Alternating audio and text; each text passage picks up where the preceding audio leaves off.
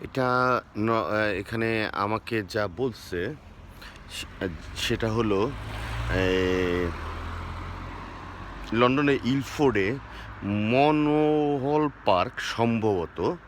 এই জায়গাটায় এই টেম্পলটা এই টেম্পলটা আ এই মন্দিরটা এ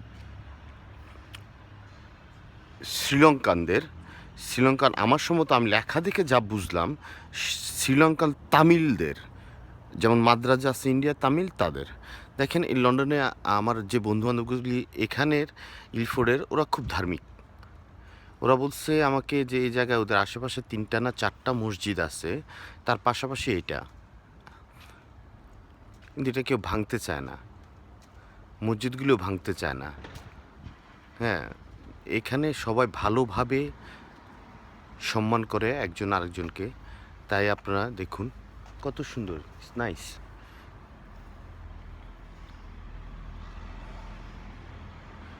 কিন্তু আমার বন্ধুরা আরও ইনফরমেশন দিচ্ছে আমাকে যে এই লন্ডনে প্রায় না হলো ১২ লক্ষর উপরে বাঙালি আছে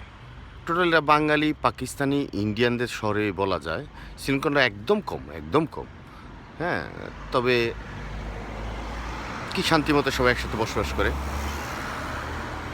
আমাদের দেশও আছে আমাদের দেশে আমরাও শান্তিমতো বসবাস করি জাস্ট কিছু বাজে লোকের দ্বারা এইসব হয় আমাদের এই যে ১৫-২০ কোটি লোক আছে এর ভিতরে যদি ৫০-৬০ হাজার লোক বাজে হয় তাহলে আমরা তো সবাই বাজে না আমরা অনেক ভালো এবং আরও ভালো করবো ইনশাল্লাহ সামনে আপনারা সবাই ভালো থাকেন